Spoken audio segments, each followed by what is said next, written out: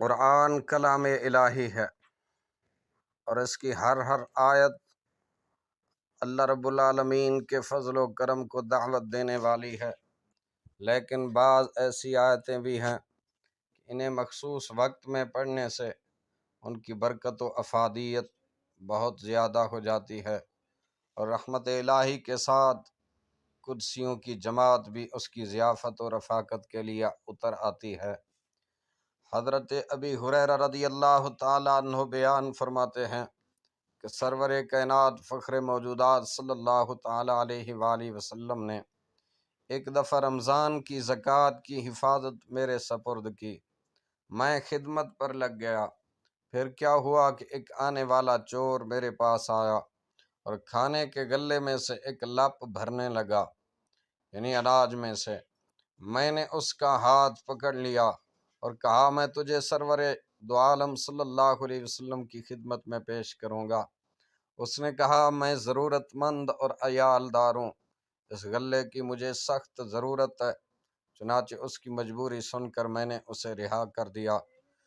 جب میں صبح بارگاہ رسالت صلی اللہ علیہ وسلم میں حاضر ہوا، تاجدار کائنات صلی اللہ علیہ وسلم نے فرمایا ما فعل اسیرک البارحہ یا ابی ہریرہ، اے ابو ہریرہ گزشتہ رات کو تیرے قیدی نے کیا کہا؟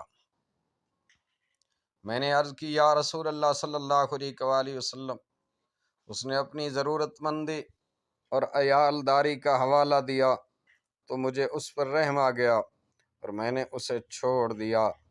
میرے پاک محبوب مدنی آقا صلی اللہ علیہ وسلم نے ارشاد فرمایا اما انہو قد کذبک وسیعود، حضور نے فرمایا اس نے تجھ سے جھوٹ بولا ہے اور وہ دوبارہ آئے گا۔ اب مجھے فرمان رسول صلی اللہ علیہ وسلم کی وجہ سے یقین آ گیا کہ وہ دوبارہ ضرور آئے گا، چنانچہ میں اس کے انتظار میں رہا۔ دوسری رات وہ پھر آیا اور غلے میں سے لب بھرنے لگا۔ میں نے پھر اسے پکڑ لیا اور کہا میں تجھے ضرور بارگاہ نبوت صلی اللہ علیہ وسلم میں لے کر جاؤں گا۔ اس نے کہا مجھے چھوڑ دو، میں کافی ضرورت مند اور محتاج ہوں اور آئندہ نہیں آؤں گا۔ پھر مجھے اس پر ترس آ گیا، میں نے اسے چھوڑ دیا۔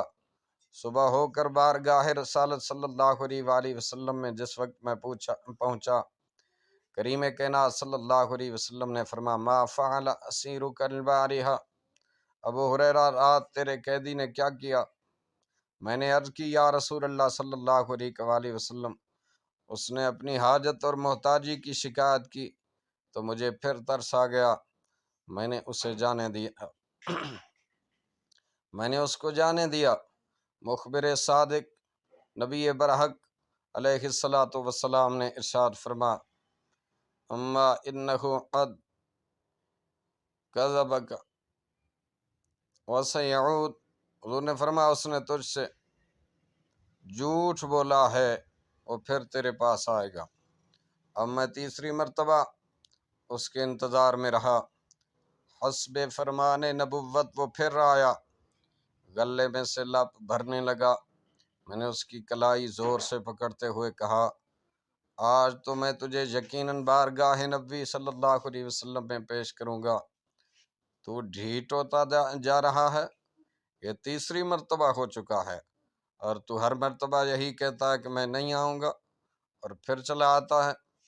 اس نے کہا مجھے چھوڑ دو، میں تمہیں چند ایسے کلمات سکھا دیتا ہوں جن سے تمہیں اللہ سبحانہ و تعالیٰ کافی فائدہ پہنچائے گا۔ میں نے پوچھا وہ کلمات کیا ہیں؟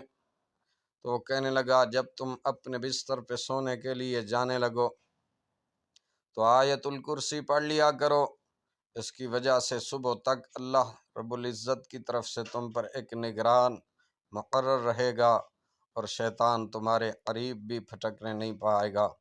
چنانچہ میں نے پھر اسے چھوڑ دیا اور صبح سویرے بارگاہ رسالت میں آپ صلی اللہ علیہ وسلم میں حاضر ہو کر سارا واقعہ کہہ سنایا۔ آپ صلی اللہ علیہ وآلہ وسلم نے فرمایا ابی ہریرہ کون سے کلمات سکھائے؟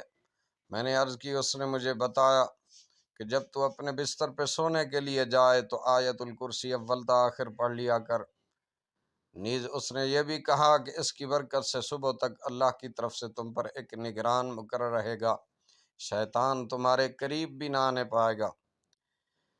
اللہ اکبر کبیرہ۔ یہ سن کر تاجدار کائنات صلی اللہ علیہ وآلہ وسلم نے ارشاد فرمایا، ابو ہریرہ اس نے بات تو سچی کہی ہے مگر فی نفسی وہ ہے بڑا جھوٹا۔ نیز کیا تمہیں معلوم ہے کہ وہ 3 راتوں سے تمہارے پاس آنے والا شخص کون تھا؟